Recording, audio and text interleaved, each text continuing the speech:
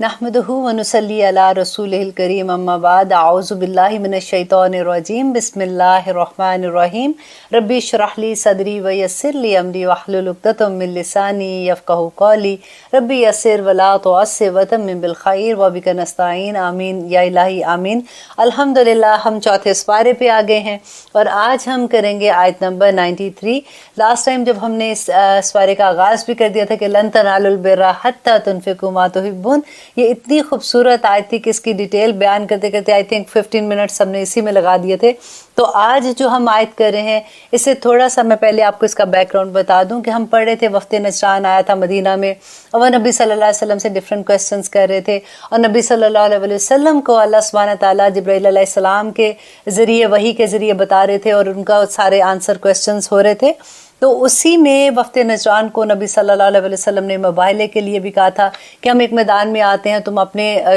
लोगों को लेके आओ, हम अपने फैमिली के साथ आते हैं और हम वहाँ पे अल्लाह सुब्हानहू व तआला से गिड़गड़ा के दुआ मांगेंगे कि झूठा जो है उस पर अल्लाह की लानत है। तो वो उस पर भी नहीं माने थे और उन्होंने कहा हम जिज़िया दे देंगे और वो नहीं मान रहे थे। तो अल्लाह सुब्हानहू व तआला बार बार यही बात कहते थे कि अहले किताब तुम्हें पता है, तुम जानबूझ के ऐसे कर रहे हो, तुम्हें अच्छे से पता है कि ये किताब बरहक है, ये नबी बरहक है। तो अब उनके दो इतराज़, अब इतनी चीज़ों के बाद अब उनके पास कोई सवाल और नहीं रहा था। तो उन्होंने कहा कि ऐसे कैसे हो सकता है कि हमारी तो तौरा में, हमारी शरीयत में ऊँट का गोश्त हराम है और ऊँट का दूध पीना हराम है, तो तुम लोगों की शरीयत में मोहम्मद सल्लल्लाहु अलैहि वसल्लम को कह रहे हैं कि आप लोगों की शरीयत में ऊँट हलाल है और उसका दूध पीना हलाल है। तो ऐसे कैसे हो सकता है कि एक नबी की शरीयत पे वो हराम है और दूसरी के लिए वो हलाल हो जाता है। एंड सेकंड क्वेश्चन उनका ये था कि बैतुल्लाह की तरफ वो कैसे आप लोग पहले सभी लोग जैसे हैं जब से नबी आए हैं तो वो बैतुल मक़दिस की तरफ मुँह करके नमाज पढ़ते थे, तो तुम लोगों ने अपना किबला चेंज करके बैतुल्लाह को क्यों बना लिया। तो इन दोनों सवालों का जवाब जो है वो अब अल्लाह सुब्हानहू व तआला देखें कैसे देते हैं। आऊज़ु बिल्लाहि मिनश शैतानिर रजीम, आयत नंबर 93। कुल्लु तआमी, तमाम खाने काना थे हिल्लन, हिल्लन हलाल, ली बनी इसराइल, बनी इसराइल के लिए, इल्ला मा मगर जो हरमा हराम कर लिया इसराइलु, इसराइल ने, अला नफ्से ही अपने नफ्स पर। अब यहाँ पे अल्लाह सुब्हानहू व तआला कह रहे हैं कि बनी इसराइल के लिए तमाम खाने हलाल थे। ये जो बनी इसराइल, देखिए इसराइल का रिमेंबर मैंने आपको बताया था कि इसराइल ये दो लफ्ज़ हैं जिसका मतलब है कि अल्लाह का बंदा, और ये हज़रत याकूब अलैहिस्सलाम का लक़ब भी था। तो अल्लाह सुब्हानहू व तआला ये कहते हैं कि तमाम खाने हलाल थे। ये जो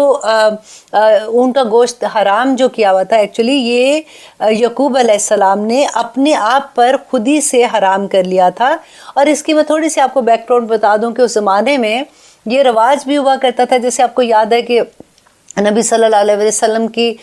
जब मैं पूरी बता रही थी आपको उनकी हयात ज़िंदगी पे हम बात कर रहे थे कि वो ऐसे अपनी एक बीवी के पास गए तो वहाँ पे वो शहद पिया करते थे, थोड़ा टाइम लगाते थे। तो हज़रत आयशा ने फिर अपनी दोस्त के साथ अपनी दूसरी जो उनकी बीवी थी मिलके कहा कि आपके मुँह से वो स्मेल आती है उसकी जब आप शहद पीते हैं। तो वो उस वजह से नबी सल्लल्लाहु अलैहि वसल्लम ने गुस्से में अपने ऊपर ये हराम कर दिया। तो अल्लाह सुब्हानहू व तआला ने फ़ौरन वो आयत नाजिल कर दी थी कि तुम अपनी मर्ज़ी से कोई चीज़ हलाल और हराम नहीं कर सकते हो। तो इसी तरह से याकूब अलैहिस्सलाम जो हैं इनको कोई एक बीमारी थी जिसको कहते हैं वो अर्कुनिसा, उसको इसका बीमारी का नाम आता है। तो जैसे आजकल भी आप देखिए कोई बीमारी होती है तो हकीम मना कर देते कि ये चीज़ नहीं खानी और ये चीज़ गर्म है, ये चीज़ ठंडी है। तो उन्होंने उस बीमारी की वजह से ऊँट का गोश्त अपने ऊपर हराम कर दिया कि मैं नहीं खाऊंगा जैसे। तो उनके ना खाने की वजह से उसके बाद जो लोग थे उन्होंने अपने ऊपर खुद ही से वो हराम कर दिया, जबकि उनकी शरीयत में ये हराम नहीं था। तो इसके बाद अल्लाह सुब्हानहू व तआला कहते हैं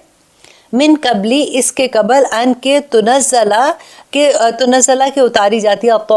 तौरात के इससे कबल के तौरात उतारी जाती। तो ये उससे पहले ही उन्होंने, क्योंकि याकूब अलैहिस्सलाम जो थे वो तो तौरा जब तक नाजिल हुई थी तो उससे बहुत साल पहले पैदा हुए और बहुत साल पहले के नबी थे। तो तौरा में इसका कैसे जिक्र आ गया। और फिर आगे कहते हैं कुल, कह दीजिए ए नबी, इनसे कह दीजिए, फ़तू, पस तुम सब ले आओ, बितौराती, तौरात को, फ़तलूहा, तो पस इसको पढ़ो, इन कुंतुम स्वादिकीन, अगर तुम सच्चे हो तो तौरात में निकाल के दिखाओ अगर कहाँ पे ये लिखा हुआ है। तो فمن پس جس نے افترا باندھا گڑ لیا علی اللہ اللہ پر الکاذبہ جھوٹ من بعد ذالکا اس کے بعد کہ اب تمہیں تو دلیل مل گئی ہے کہ تورا میں بھی نہیں ہے اور یہ حلال بھی حرام بھی نہیں تھا، تو اب اس کے بعد بھی اگر تم اللہ پہ جھوٹ باندھتے ہو، تم کہتے ہو نہیں نہیں یہ تو حرام ہی تھا، تو اللہ سبحانہ تعالیٰ کہتے ہیں فاولئک بس یہی لوگ ہیں، ہم وہی تو ہیں الظالمون وہ سب ظالم۔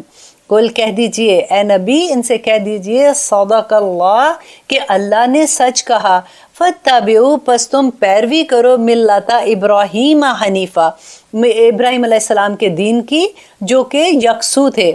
اب یہاں پہ یہ بات ہو رہی ہے کہ اب اللہ سبحانہ تعالیٰ کہہ رہے ہیں کہ نبی ان کو کہہ دو کہ اللہ سبحانہ تعالیٰ نے جو کچھ بھی اس کتاب میں کہا ہے، جو کچھ دلیل دی ہے، دلائل دے رہے ہیں، وہ سب سچے ہیں۔ تم ملت ابراہیم کی پیروی کرو، ابراہیم کے طریقے کی پیروی کرو، کیونکہ ابراہیم علیہ السلام جو تھے وہ یکسو تھے، وہ شرک نہیں کرتے تھے۔ وما کان من المشرکین اور وہ مشرکوں میں سے نہیں تھے، کیونکہ وہ بھی یہی مانتے تھے کہ حضرت یعقوب علیہ السلام جو تھے وہ تو ان کے دادا جو تھے وہ حضرت ابراہیم علیہ السلام ہی تھے، تو اس لیے وہ کیونکہ ہر کوئی جیسے ہم لوگ ہیں، مسلمان سے لے کے، کیونکہ ابراہیم علیہ السلام کے دو بیٹے تھے، اسماعیل علیہ السلام اور اسحاق علیہ السلام، تو ان دونوں کے نسل میں سے جو آتے ہیں، تو آج تک ہم نبی صلی اللہ علیہ وسلم سے جب اگر ان کی نسل جاتی ہے تو اسماعیل علیہ السلام سے جاتی ہے، اور جو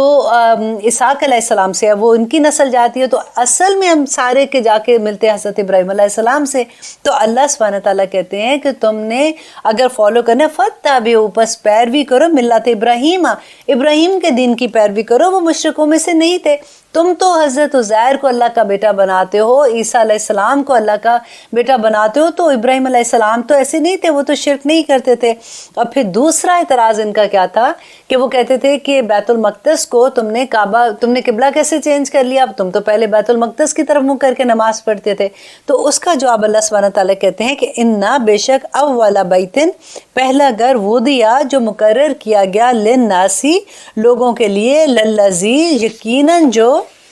بھی مکہ تھا، مکہ میں ہے۔ اور مکہ میں کون سا گھر تھا جو اسماعیل علیہ السلام نے وہاں پہ بنایا تھا، مبارکن جو برکت والا ہوا، وہدن اور وہ ہدایت ہے للعالمین تمام جہانوں کے لیے۔ اب یہاں پہ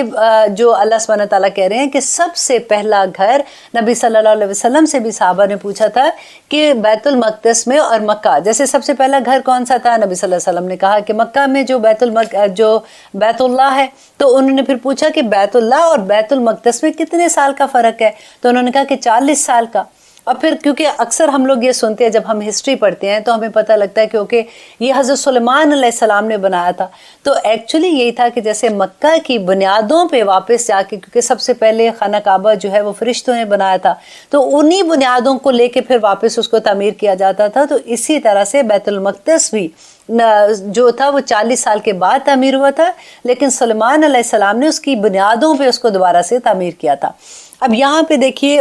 کہ مکہ جو ہے اس کی تھوڑی سی ہسٹری میں آپ کو دوبارہ سے ریپیٹ کر دوں۔ جب وہ ہم نے سورۃ بقرہ میں پڑھا تھا تو بہت اچھا لگتا ہے، کیونکہ جب ہم عمرے کے لیے جاتے ہیں، حج کے لیے جاتے ہیں، یا ہم اپنے کسی جاننے والے سے بھی بات کرتے ہیں، تو اس گھر کی ہسٹری ہمیں بہت اچھے سے پتہ ہونی چاہیے، تاکہ جب ہم وہاں پہ جاتے ہیں تو پھر عبادت کا بھی مزہ آتا ہے، ہمیں پتہ چلتا ہے او مائی گاڈ یہ جو خانہ کعبہ ہے، سب سے پہلے آپ کو یاد ہے میں نے حضرت آدم علیہ السلام کی آپ کو پوری سٹوری سنائی تھی جو ہم نے سورہ بقرہ میں پڑھی تھی کہ کیسے آدم علیہ السلام کو کریٹ کیا تھا۔ تو آدم علیہ السلام سے پہلے فرشتوں نے دنیا میں خانہ کعبہ کو تعمیر کیا تھا، اور کیونکہ دنیا میں انسانوں سے پہلے جنات رہتے تھے، اور آدم علیہ السلام کے آنے پہ جب وہ آدم علیہ السلام آئے تھے تو اس کے بعد جب خانہ کعبہ گر گیا تھا اور اس کی بنیادیں لیکن بنی ہوئی تھی، تو آدم علیہ السلام کو اللہ سبحانہ تعالیٰ نے جبرائیل علیہ السلام کے ذریعے یہ حکم دیا کہ اس خانہ کعبہ کو دوبارہ سے تعمیر کرو، تو آدم علیہ السلام نے اس کو دوبارہ سے تعمیر کیا تھا۔ اور پھر آدم علیہ السلام کے زمانے سے لے کے نوح علیہ السلام کے زمانے تک خانہ کعبہ اسی طرح سے تھا، لیکن آپ کو یاد ہے نوح علیہ السلام کے زمانے میں جو طوفان آیا تھا اور پوری دنیا طوفان میں بہہ گئی تھی، اور اس طوفان میں خانہ کعبہ پھر سے اوپر سے جیسے وہ گر گیا تھا، لیکن بنیادیں تو اس کی تھی،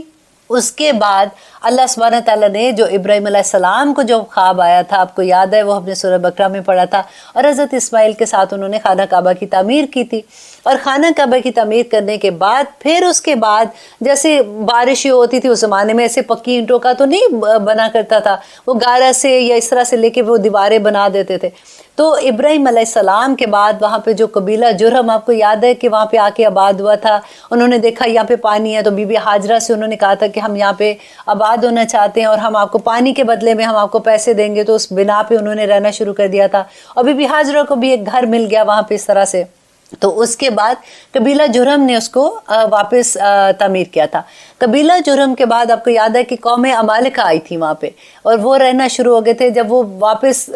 ایسے پانی، وہ بارشوں کی وجہ سے یا کسی طرح سے وہ گر گیا تھا، تو قوم عمالقہ نے اس کو بنایا تھا. اور پھر اس کے بعد ہم نے ہسٹری میں پڑھا تھا کہ جب قریش نے اس کو جب تعمیر کیا تھا، کہ جب نبی صلی اللہ علیہ وسلم پر ابھی نبوت نہیں آئی تھی، اس سے پہلے کا واقعہ یاد ہے، جب اتنی لڑائی ہو رہی تھی، خانہ کعبہ تعمیر کر رہے تھے، اور پھر اس کے بعد ان کو یہ تھا کہ جب حجر اسود لگانے کا وقت تھا تو ہر قبیلہ لڑ رہا تھا، اور اتنی لڑائی ہو گئی کہ یوں لگتا تھا کہ ایک دوسرے کو قتل کر دیں گے. پھر سب نے یہ ڈیسائیڈ کیا کہ اچھا ہم یہ کہتے ہیں کہ صبح کے وقت جو پہلا انسان ہمیں نظر آئے گا خانہ کعبہ کی طرف آتا ہوا، تو وہ انسان جو ہے وہ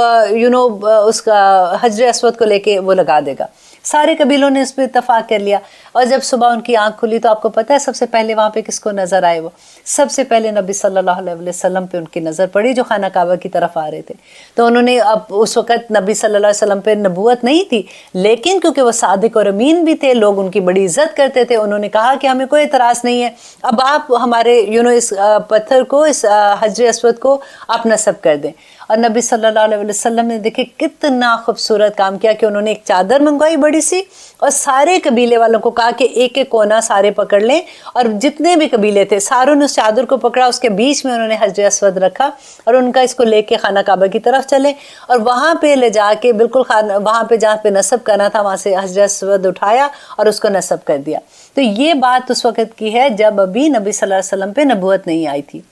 اس کے بعد کیا ہوا تھا کہ اس کے بعد نبی صلی اللہ علیہ وسلم کے زمانے تک یہ خانہ کعبہ اسی طرح سے رہا. اب یہاں پہ ایک بات آپ نوٹ کیجئے کہ جب خانہ کعبہ قریش نے بنایا تھا، اس وقت ایک بیت المقدس کیونکہ گر گیا تھا، اور اس وقت کا ایک بادشاہ تھا، اس نے واپس اس کو تعمیر کرنا تھا، تو اس نے وہ جتنی خوبصورت اس کی وہ ساری تعمیر کی چیزیں تھیں، وہ ایک کشتی میں تھی، اور وہ لے جا رہے تھے اس کو تعمیر کرنے کے لیے. راستے میں وہ کشتی کہیں ٹوٹ گئی، اس میں کچھ ایسا چیز آ گئی کہ وہ وہاں تک نہیں پہنچ سکی، اور وہ مکہ کے قریب وہاں پہ اس کو رکنا پڑا. اور ان کا جو مٹیریل تھا وہ یوز کیا گیا تھا خانہ کعبہ بنانے کے لیے، کیونکہ مکہ کے جو لوگ تھے ان کو تو بنانا ہی نہیں آتا تھا، وہ ایسے نہیں تھے، وہ تو گھر بھی ایسے ہی بنایا کرتے تھے. اب یہ تھا کہ خانہ کعبہ کی تعمیر کے لیے جو سامان خریدنا تھا، اس کے لیے انہوں نے اناؤنس کیا کہ صرف وہ پیسہ وہاں پہ لگے گا جو، کیونکہ آپ کو پتہ قریش کے لوگ بھی تو حج کرتے تھے، کیونکہ ابراہیم علیہ السلام کے مذہب پہ تھے، اور وہ حج بھی کیا کرتے تھے، وہ اس کو اتنا مقدس سمجھتے تھے. تو انہوں نے اناؤنس کیا کہ وہ لوگ جن کی کمائی میں کسی قسم کا کوئی شبہ نہیں ہے، ان کی کمائی سے یہ مٹیریل بائی کیا جائے گا. تو مٹیریل بھی اتنا انف نہیں ہوا ان کے پاس، اور ان کے پاس پیسے بھی اتنے انف نہیں تھے کہ باقی جتنی بنیاد تھی نا وہ پوری کی پوری اس کے اوپر وہ تعمیر کیا جاتا. تو اس لیے آج جب آپ وہاں پہ جاتے ہیں تو آپ خانہ کعبہ میں دیکھتے ہیں نا کہ حتیم کا ایریا جو ڈی سا بنا ہوا ہے، وہ ایکچولی خانہ کعبہ کے اندر کا حصہ تھا،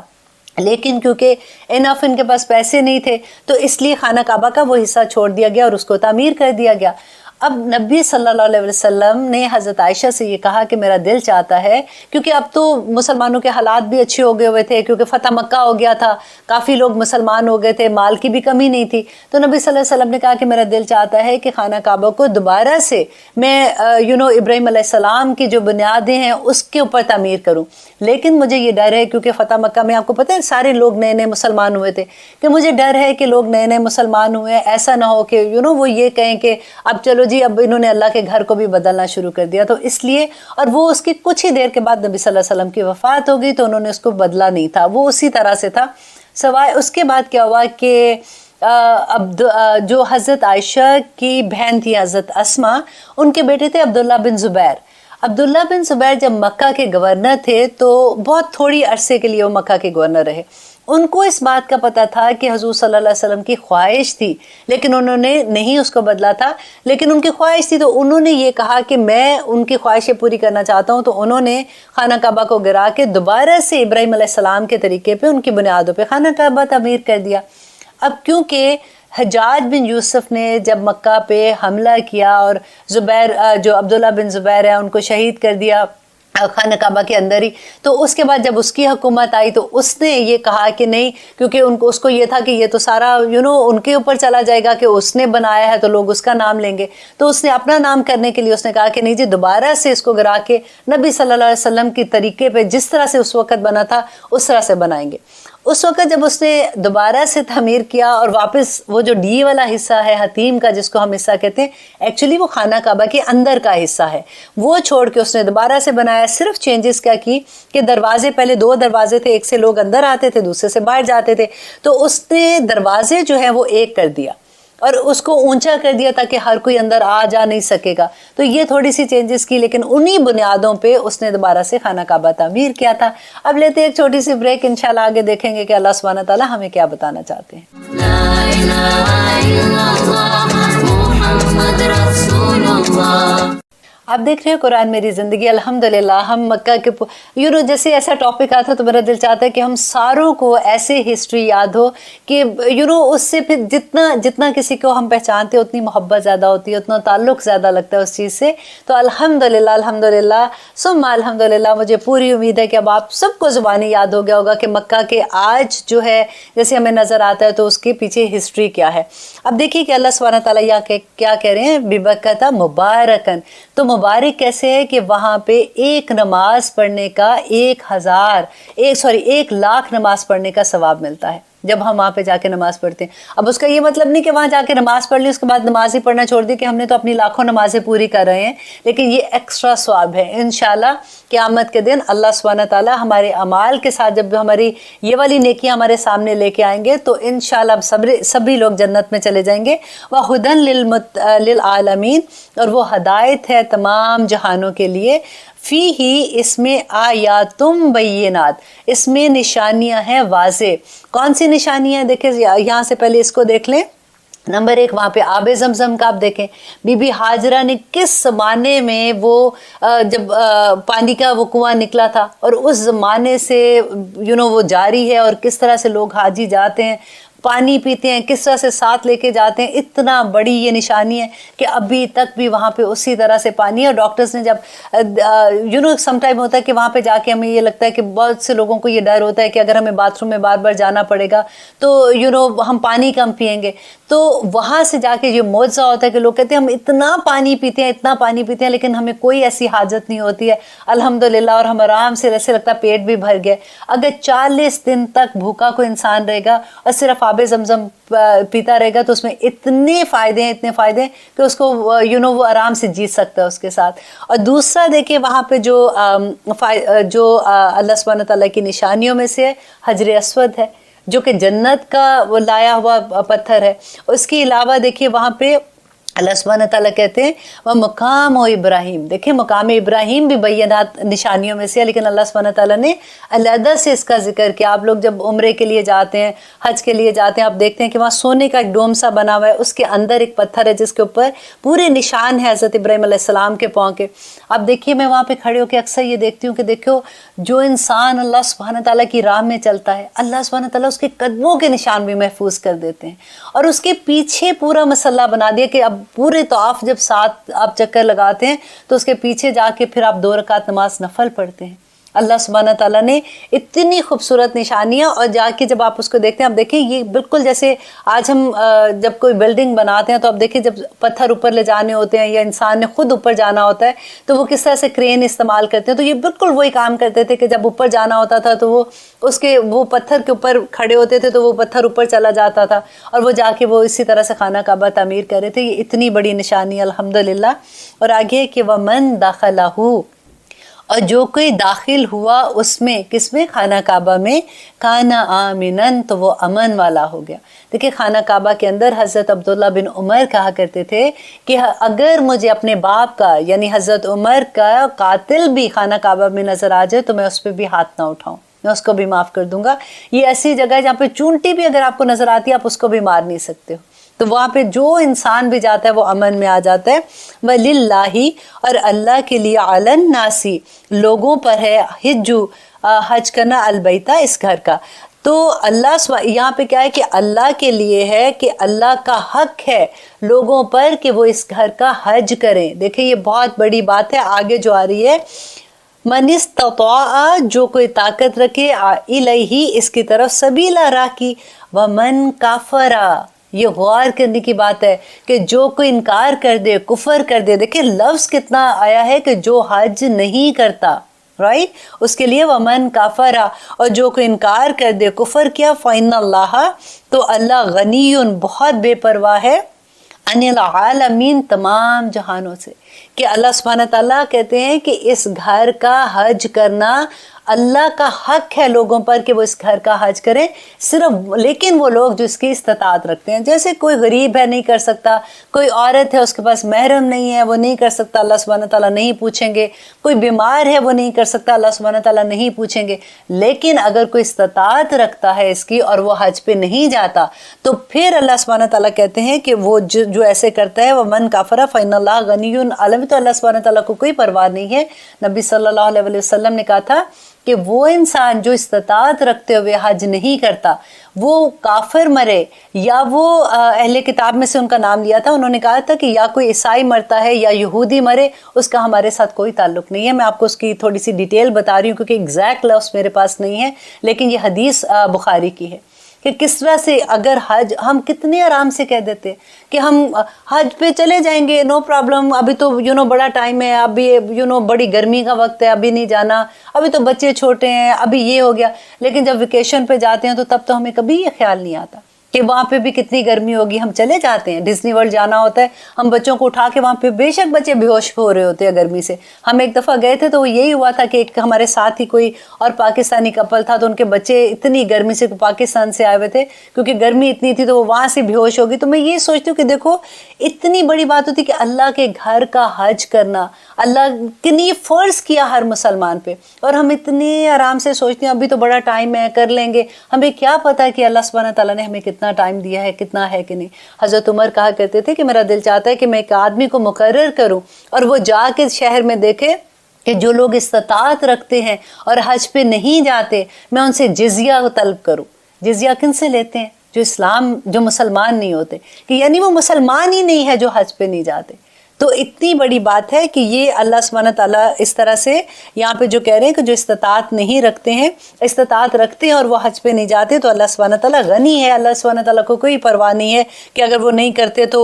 اس سے کیا ہوگا, کہ جو اللہ سبحانہ تعالیٰ کہتے ہیں. اور دیکھیں جو حج پہ جو جاتا ہے نا, جو خرچ اس کا آتا ہے جتنا بھی آپ کا خرچ آتا ہے نا, تو نبی صلی اللہ علیہ وسلم نے فرمایا کہ اللہ سبحانہ تعالیٰ 700 گنا زیادہ اس کا ثواب دے گا. اب دیکھیے کہ جب ہم یہاں سے حج پہ جاتے ہیں تو کیا ہوتا ہے اتنی دور سے. اب میں یہ سوچتی ہوں کہ جہاز پہ ہم جا رہے ہیں تو جہاز کا وہ فاصلہ جو ہے نا وہ قدم قدم کا فاصلہ آپ دیکھیں تو اتنے قدم میں ایک قدم پہ ایک گناہ معاف ہوتا ہے, ایک نیکی ملتی ہے اور ایک درجہ بلند ہوتا ہے. اور ایک درجہ آپ دیکھیں کہاں سے کہاں کی بات ہے, اور ایک درجہ بلند ہوتا ہے. اور جو پیسہ جتنا ہم اس میں راستے میں خرچ کرتے ہیں تو اللہ سبحانہ تعالیٰ 700 گنا زیادہ اس کو نیکی میں بڑھا دے گا الحمدللہ. تو اس کے بعد دیکھیے کہ اللہ سبحانہ تعالیٰ کہتے ہیں کہ کل اے نبی کہہ دیجئے یا اہل الکتابی اے اہل کتاب لما تکفرون تم کیوں انکار کرتے ہو بیایت اللہ اللہ کی آیات کا, واللہ اللہ شہید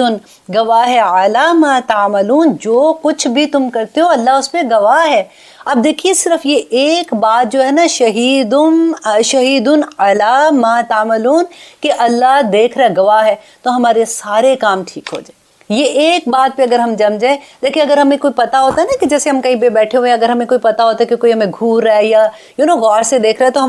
ہم ایک دم سے کانشیس ہو جاتے ہیں. یا پھر ہمیں پتا ہو کہ یہاں پہ کیمرہ لگا ہوا ہے تو ہماری بالکل ہم ڈفرینٹ طرح سے ایکٹ کرنا شروع ہو جاتے ہیں. اور یہاں پہ اللہ سبحانہ تعالیٰ کیا کہتے ہیں کہ اللہ گواہ ہے کیونکہ اللہ سبحانہ تعالیٰ 24 گھنٹے دیکھ رہے ہیں. اب دیکھیے دوسری طرف آپ دیکھیں پھر اللہ سبحانہ تعالیٰ کہتے ہیں کہ کل کہہ دیجئے اے نبی یا اہل الکتابی اے اہل کتاب لما تصدون تم کیوں روکتے ہو عن سبیل اللہ اللہ کی راہ سے. اب یہ کیسے روکتے تھے؟ آپ کو پتہ ہے اہل کتاب جو تھے، جو یہودی تھے، مدینہ میں لوگ ان کی بڑی عزت کرتے تھے کیونکہ وہ اہل علم تھے، ان کو پتہ تھا ان کے پاس کتاب ہے، وہ شروع سے یہاں پہ رہتے تھے،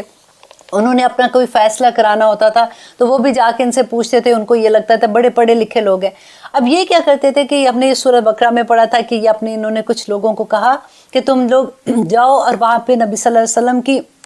جہاں پہ محفل ہوتی تھی کہ وہاں پہ بیٹھو اور وہاں جا کے تم کہنا کہ ہم اسلام قبول کرتے ہیں۔ لوگ واہ واہ کریں گے کہ ویری گڈ، یہ تو بڑی بات ہے کہ انہوں نے اسلام قبول کر لیا، یہ تو اہل کتاب ہے، ان کو تو پتہ ہے۔ اور ایک دو دن کے بعد کہنا کہ نہیں جی ہمیں تو اس میں کوئی ایسی خیر نظر نہیں آئی، ہم مرتد ہوتے ہیں، ہم پھر گئے ہیں اسے۔ کیونکہ وہ یہ کہتے تھے کہ اگر تم پھرو گے تو اس کے جو نئے لوگ جو ابھی جس میں رغبت آ رہی ہے، ناٹ صحابہ کی بات نہیں میں کر رہی ہوں، الحمدللہ وہ تو جمے ہوئے لوگ تھے، جیسے نئے نئے لوگ مسلمان ہو رہے ہوتے تھے اس وقت تو تبلیغ ہو رہی ہوتی تھی، تو وہ لوگ جو ہے وہ اسے پیچھے ہٹ جائیں گے، وہ کہیں گے لو اگر ان کو سمجھ نہیں آئی ہے تو پھر یہ تو واقعی اس میں کوئی خامی ہو گئی، شک ڈال دیتے تھے۔ تو اللہ سبحانہ تعالیٰ یہاں پہ کہتے ہیں کہ لما تصدون عن سبیل اللہ، تم کیوں روکتے ہو اللہ کے راہ سے؟ اور دیکھیے کہ اہل کتاب اگر یہ اسلام لے آتے نا تو پھر سارے لوگ اسلام لے آتے، کیونکہ وہی بات ہوتی ہے کہ کیونکہ ان کو لوگ پڑھا لکھا سمجھتے تھے، ان کو یہ تھا کہ یہ تو ان کے پاس تو پہلی اللہ کی کتاب ہے اور نبی صلی اللہ علیہ وسلم بھی وہی پیغام دے رہے ہیں۔ تو اگر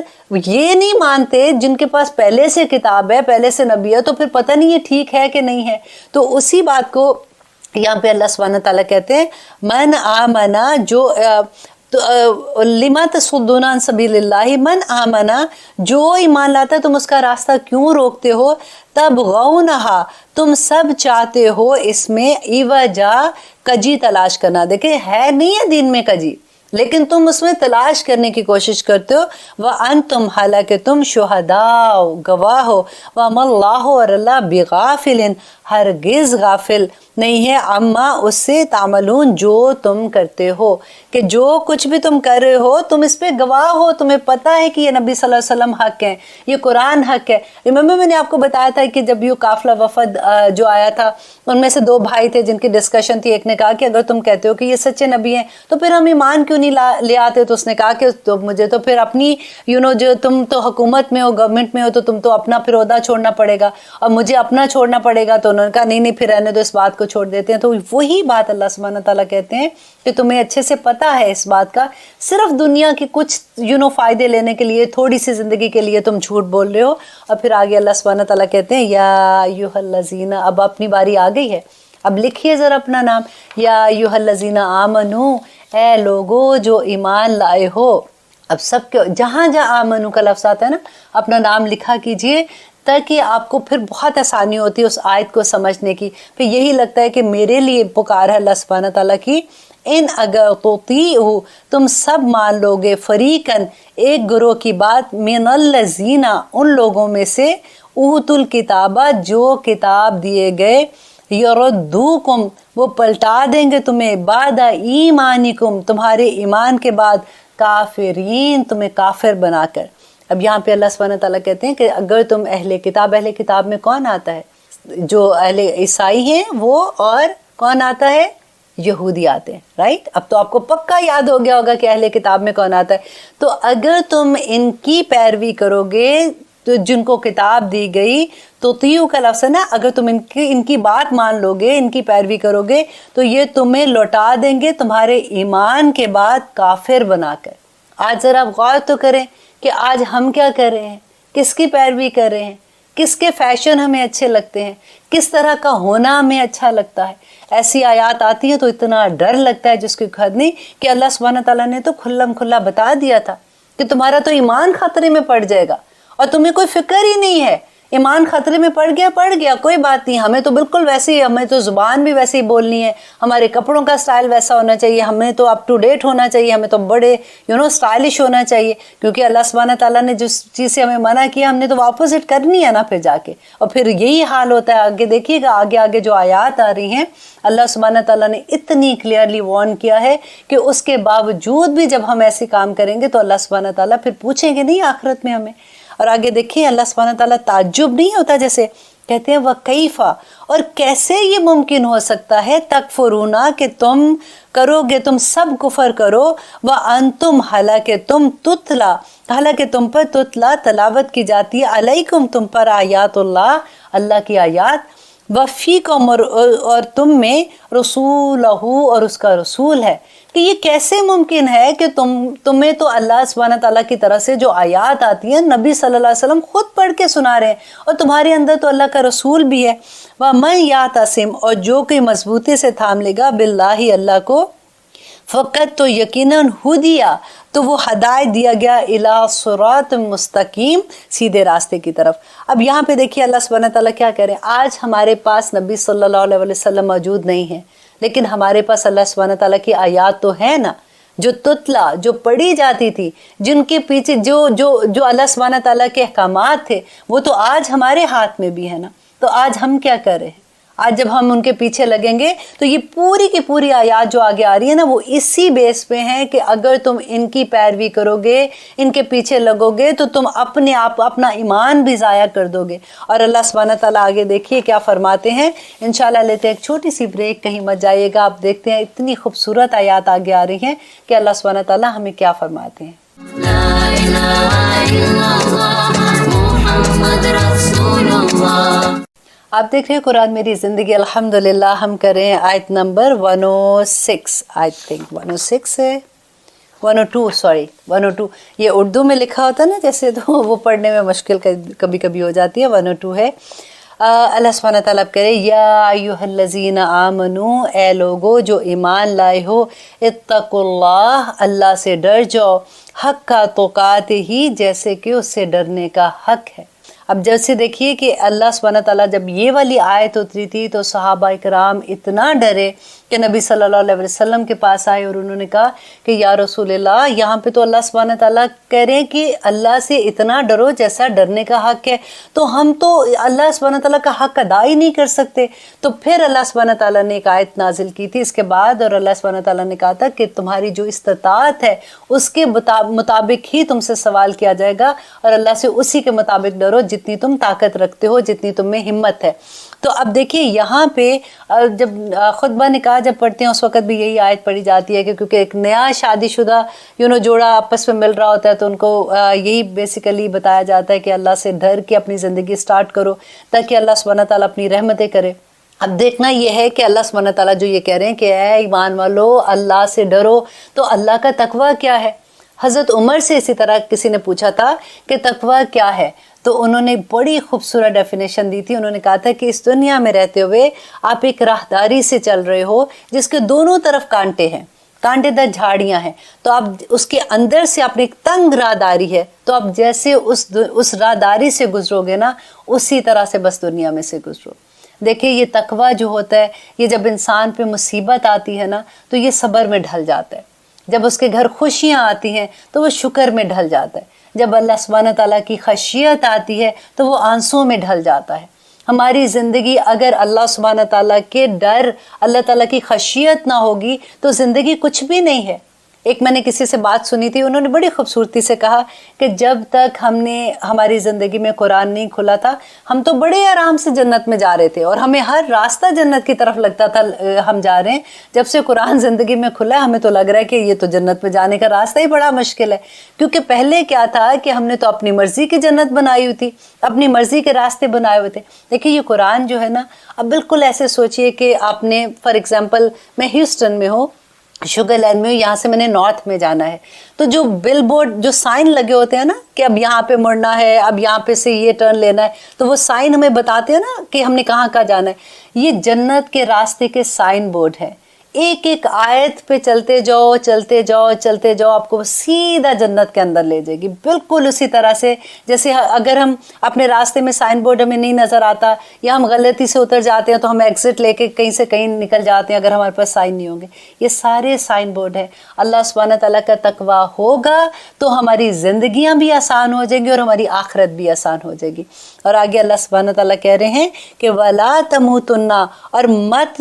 ہرگز نہ مرنا، इल्ला मगर व अंतुम मुस्लिमून, कि तुम मुसलमान हो, तुम सरनगू करने वाले हो, व तुम अताना समेना व अताना करने वाले हो। जब तुम मौत के हालत है कि इंसान ज़िंदगी में जो करता है मौत उसी हालत में आती है ना, तो इसीलिए अल्लाह सुब्हानहू तआला कहते हैं कि जब तक तुम मुसलमान ना हो, क्योंकि अल्लाह सुब्हानहू तआला को पता है कि आखिरत में क्या हिसाब किताब है। इंशाल्लाह आगे जो आयत आएगी मैं आपको बताऊंगी कि अभी हम लोग जब पढ़ रहे थे कि आखिरत का थोड़ा सा नक्शा उस वक्त मैं आपको क्रिएट करके बताऊंगी कि अल्लाह सुब्हानहू तआला 30 पारे में कैसे बयान करते हैं। और आगे अल्लाह सुब्हानहू तआला कह रहे हैं वातासिमू, और तुम सब मजबूती से थाम लो बिहब्लिल्लाह, अल्लाह की रस्सी को, जमीअन सब के सब। कि अल्लाह की रस्सी का कौन सी है, कि अल्लाह की रस्सी, यहाँ पे साहबा ने कहा कि नबी सल्लल्लाहु अलैहि वसल्लम ने कहा कि यहाँ पे अल्लाह की रस्सी कुरान और सुन्नत है। कि अल्लाह ने तो बता दिया, ये नुस्खा बता दिया कि तुम सारे अल्लाह की रस्सी को, इस कुरान को मजबूती से पकड़ लो।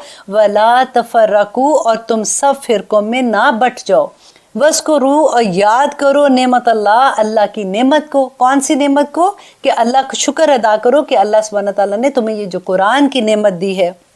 अलैकुम, तुम पर, इसकुम, तुम आदाओ, जबकि तुम थे दुश्मन। अब यहाँ से पहले मैं आपको थोड़ा सा बता दूं कि देखें अल्लाह सुब्हानहू तआला कहते हैं आजकल जैसे हम देखते हैं अपने इर्द गिर्द सारे के मुसलमानों की वहदानियत टूट के रह गई है। हर मुसलमान को देखो फिरका फिरका, ये काफिर, वो काफिर, वो काफिर। वो कहते हैं जो गैर मुस्लिम है ना वही एक हमें मुसलमान कहते हैं, हम आपस में तो सारे एक दूसरे को काफिर कहते हैं। अब पाकिस्तान में आप जाते हैं, आप देखें मस्जिदों में बाकायदा लिखा होता है कि ये किस मसलक की मस्जिद है, ताकि दूसरा उसमें ना आए। हमारी लड़ाइयाँ क्या हैं आप देखें, हमारा अल्लाह एक, हमारे नबी एक, हमारी किताब एक, हमारा दीन एक है सबका, फिर भी हम एक दूसरे से क्यों लड़ते हैं। अब देखिए छोटी छोटी सी बात पे कि रफ़ा यदैन करना है कि नहीं, आमीन ऊंचा पढ़ना है कि नीचा पढ़ना है, अल्हम्दुलिल्लाह पढ़नी है पीछे इमाम के कि नहीं पढ़नी है, ये सारे फ़िकी मसले हैं। अब ये चीज़ छोटी छोटी चीज़ों को लेके हमने पूरा फ़िरका अपना अलहदा बना दिया। नबी सल्लल्लाहु अलैहि वसल्लम को अल्लाह सुब्हानहू तआला ने कहा था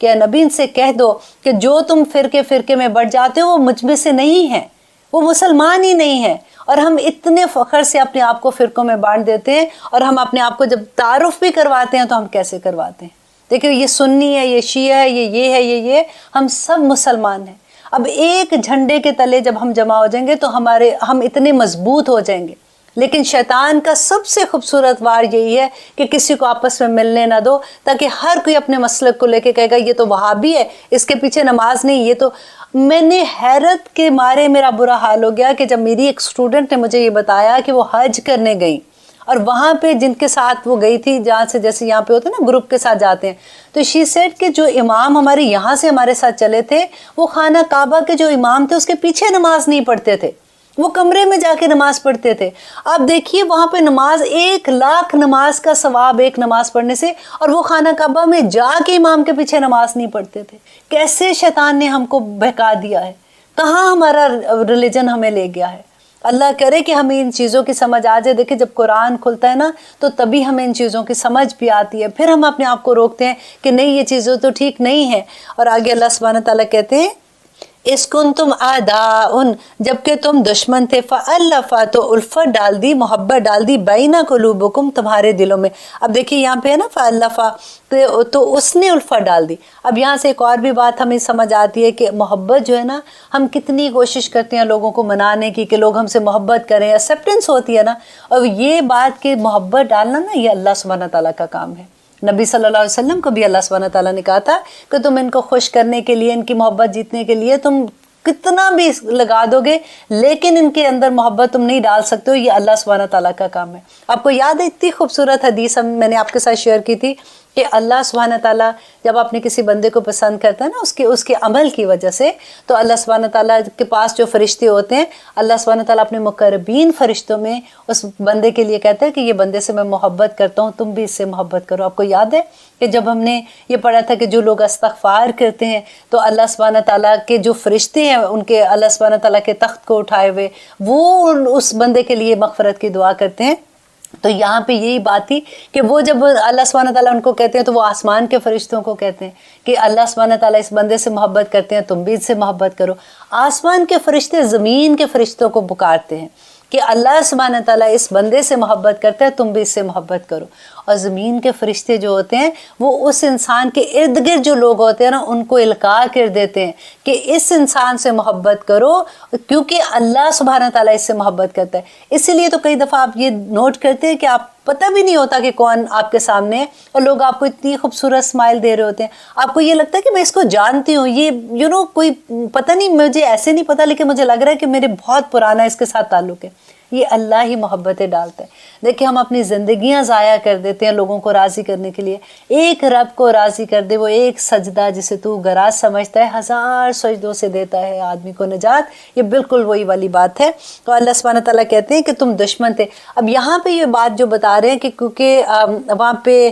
مدینہ میں جو اوس اور خزرج 2 قبیلے تھے بڑا لڑتے تھے، اور ایک تو ان کی لڑائی 120 سال تک چلی، وہ اتنا آپس میں لڑتے تھے۔ اور وہاں پہ جو یہود تھے نا ان کا کاروبار یہ تھا کہ وہ ہتھیار بناتے تھے۔ اب کیا ہوتا تھا کہ وہ اس سے ہتھیار خریدتے تھے، ان کا کاروبار تھا، اور پھر وہ لڑتے تھے۔ یہود بڑے خوش تھے کہ یہ آپس میں لڑتے رہے تاکہ ہمارا بھی بزنس چلتا رہے۔ آج کے زمانے میں بھی غور کیجئے کہ کیا حال ہے۔ اللہ اکبر۔ بالکل اسی طرح سے کہ کیا ہوا کہ پھر جب نبی صلی اللہ علیہ وسلم مدینہ میں آئے اور پھر وہ ساروں میں بھائی چارہ ہو گیا، انہوں نے اسلام قبول کر لیا، وہ لڑنا بند ہو گئے۔ تو اب یہ بڑی ان کو تکلیف ہوتی تھی یہود کو کہ یہ تو ہمارا سامان ہی نہیں خرید رہے ہیں، تو ان کو کیسے اب آپس میں لڑائے۔ پھر یہ ہوا ایک دفعہ کہ ان لوگوں نے یہ پلان کیا، یہود نے، کہ کچھ لوگوں کو کہا کہ تم جب ان کے یہ بیٹھیں گے نا ان کی محفل میں جانا اور ان کو یاد کروانا کہ تمہیں یاد ہے تمہارے دادا کو، تمہارے پردادا کو فلاں دوسرے قبیلے کے اس بندے نے مارا۔ اس بندے کو کہا کہ تمہارے جو خاندان کے لوگ مرے تھے تمہیں یاد ہے تمہارے بھائی کو اس طرح سے ہوا تھا، وہ اس قبیلے نے مارا۔ اور وہ 2-3 دفعہ جب ایسے بات کی تو انسان تھے وہ آپس میں کھڑے ہو گئے ایک دوسرے کے اگینسٹ کہ ہاں ٹھیک ہے چلو آج فیصلہ کر لیتے۔ تو جب وہ لڑائی ہونا شروع ہو گئی تو ان میں سے ایک صحابی بھاگے نبی صلی اللہ علیہ وسلم کے پاس، اور انہوں نے کہا کہ وہاں تو وہ آپس میں لڑ رہے ہیں۔ تو پھر نبی صلی اللہ علیہ وسلم وہاں پہ آئے اور انہوں نے ان کو ڈانٹا، اور انہوں نے کہا ابھی تو میں تم میں موجود ہوں اور تم یہ جہالت کے زمانے والی چیزیں کر رہے ہو۔ تو اب دیکھیے کہ یہاں پہ اسی کی بات کر رہے ہیں اللہ سبحانہ تعالیٰ کہ جب تم تھے دشمن تو اس وقت محبت ڈال دی بینہ قلوبکم، تمہارے دلوں میں، فاصبحتم، تو تم ہو گئے بنعمتہ ہی، اس کی مہربانی سے، اخواناً، بھائی چارہ قائم ہو گیا تھا نا۔ وکنتم، اور تھے تم کھڑے، علی شفا خفرتن، جب تھے تم گھڑے اس کے خفرتم من النار، آگ کے کنارے پر جب تم کھڑے ہوئے تھے۔ جیسے لڑائی اتنی تم لوگ کرتے تھے، اتنی غلط کام کر رہے تھے تو تم تو آگ کے کنارے پر تھے۔ فانقذکم، پس اس نے بچا لیا تمہیں، منہا، اس سے، کس سے؟ اس آگ سے بچا لیا۔ کذالک، اسی طرح سے، یبین اللہ بیان کرتا ہے، لکم، تمہارے لیے، آیات ہی، اپنی آیات کو، لعلکم، تاکہ تم تہتدون، ہدایت پاؤ۔ دیکھیے اللہ سبحانہ تعالیٰ بار بار ہمیں بتا رہے ہیں، یہ سارے جو قصے بیان کیے جاتے ہیں قرآن میں، یہ اس لیے بیان ہوتے ہیں کہ جو پہلے لوگوں کے ساتھ جو کچھ ہوا تھا تاکہ ہم ایسے نہ کریں۔ لیکن دیکھیے کہ آج ہم میں کتنی بدعات شامل ہو گئی ہیں۔ آج ہمیں تو سمجھ ہی نہیں آتی کہ لوگوں کو یہی سمجھ نہیں آتی کہ کون سی مسجد کے مسلک ٹھیک ہیں تو کون سے نہیں۔ ہم تو انہی چیزوں میں الجھ کے رہ گئے ہیں۔ اب میں صرف آپ سے ایک ہی بات کہوں گی کہ آپ بھی جتنے لوگوں کو جانتے ہیں، آپ پلیز، اگر آپ لوگوں کی فیس بک ہے، آپ یہ ویڈیوز ڈال دیا کریں، کوئی نہ کوئی تو سنے گا نا کسی کی زندگی میں تو فرق آئے گا، اور آتا بھی ہے۔ مجھے کوئی ایک میری اسٹوڈنٹ ہی بتا رہی تھی کہ ان کے وہ تھے داماد تھے، تو وہ کہتی ہے کہ ماشاءاللہ وہ فجر کی نماز جو ہے وہ مسجد میں پڑھنا شروع ہو گئے ہیں جا کے۔ تو دیکھیے اسی طرح سے ایک ایک کرتے کرتے، کیونکہ مسلمان کا ہمارا جو فرض ہے نا وہ واتوا 100 ہی ہے کہ ہم نے یہ بتانا ہے لوگوں کو، ہم نے لوگوں کو اللہ سبحانہ تعالیٰ کا پیغام اگر ہم نہیں دیں گے تو کون دے گا۔ آگے آ رہی ہے وہ آیت جس میں اللہ سبحانہ تعالیٰ ہمیں کھول کھول کے بیان کرتے ہیں کہ تمہارا مقصد کیا ہے۔ اے مسلمانوں، تمہارا پیدا کرنے کا، تمہارا اس دنیا میں مسلمان کا جو عہدہ اللہ سبحانہ تعالیٰ نے دیا ہے اس کا کیا مقصد ہے۔ اب دیکھیے اگر ہم کسی جاب پہ جاتے ہیں اور ہم جس مقصد کے لیے اس جاب میں جا رہے ہیں، جو ہم نے کام پرفارم کرنا ہے وہاں جا کے، ہم وہ نہ کریں اور جا کے بس یونیفارم پہن کے وہاں بیٹھ جائے، کبھی ادھر دیکھ رہے ہیں کبھی ادھر دیکھ رہے ہیں، کچھ اور ہی اپنے کمپیوٹر کھولا، کچھ اور دیکھ دو کے واپس آ گئے، کتنی دیر ہمیں وہ جاب پہ رکھیں گے۔ اللہ سبحانہ تعالیٰ نے بھی اس دنیا میں ہمیں ایک جاب دے کے بھیجا ہے۔ آگے جو آیتیں آئیں گی آپ حیران ہو جو گے خود سے۔ الحمدللہ جنہوں نے تو پڑھا ہوا ہے ان کو پتا ہوگا، لیکن آنیسٹلی جب میں نے بھی پہلی دفعہ پڑھا تھا کہ ایز اے مسلمان میری جاب کیا ہے اس دنیا میں، اور وہی تو مجھے جواب دینا ہے اللہ سبحانہ تعالیٰ کو، اور جب میں جواب دوں گی تو میں کس چیز کا جواب دوں گی جب اگر مجھے پتہ ہی نہیں ہوگا۔ تو آگے انشاءاللہ ایک چھوٹی سی، اب میرا خیال ہے اب ہمارے پروگرام کا وقت بھی ختم ہو رہا ہے، انشاءاللہ اگلے پروگرام میں ہم آگے دیکھیں گے کہ بہت خوبصورت آیات ہیں۔ کئی دفعہ جب میں پروگرام کرتی ہوں تو مجھے یہ ہوتا ہے کہ آیات آج اتنی کم ہو گئی، جیسے لاسٹ پروگرام میں تو بہت کم آیات ہوئی تھی تو میں جلدی سے آگے جاؤں، لیکن پھر میں یہ کہتی ہوں کہ نہیں، جب اس کی وہ ہوتا ہے نا کہ اصل ہمارے اندر نہیں اترے گی تو کیا فائدہ، آیات تو پڑھتے ہی جائیں گے الحمدللہ۔ جیسے ہم نے پہلا سپارہ شروع کیا تھا تو خیر سے ہم چوتھے سپارے پہ آگے، اسی طرح سے انشاءاللہ ہم آخری سپارے پہ بھی آ جائیں گے اور ہمیں انشاءاللہ اللہ سبحانہ تعالیٰ کا پیغام بھی ملتا رہے گا۔ اب دیکھیے کہ اس وقت 1 گھنٹے میں ہم نے کتنی نیکیاں کما لی ہیں الحمدللہ۔ اس وقت فرشتے نازل ہوتے ہیں، آپ کو پتہ ہے ہم نے پڑھا تھا نا کہ جس جگہ پہ اللہ سبحانہ تعالیٰ کا ذکر ہوتا ہے، کچھ فرشتے اللہ سبحانہ تعالیٰ نے زمین پہ رکھے ہی اس لیے، ان کی یہ ڈیوٹی ہے کہ جہاں پہ اللہ کا ذکر ہو وہاں پہ وہ پہنچ جاتے ہیں، اور وہاں پہ جو لوگ اللہ کا ذکر کرتے ہیں اور جو سنتے ہیں اور سناتے ہیں وہ ان کے لیے مغفرت کی دعائیں کرتے ہیں۔ اس وقت جب آپ پروگرام دیکھ رہے ہوتے ہیں، اللہ سبحانہ تعالیٰ سے ساتھ ساتھ دعائیں کیا کیجئے کہ اللہ سبحانہ تعالیٰ ہمیں اس پہ جما دے، کسی طرح سے ہمیں عمل کرنے والا بنا دے۔ میں جیسے اپنی زبان سے، میری آواز سے میں کہتی ہوں کہ لا الہ الا اللہ، میرے ہاتھ کو مسلمان کر دے، میری آنکھ کو مسلمان کر دے، میرے پاؤں کو مسلمان کر دے، میرے جسم کے ایک ایک حصے کو مسلمان کر دے۔ آمین ثم آمین۔ انشاءاللہ اگلے ہفتے پھر ملیں گے اللہ نے کے بعد۔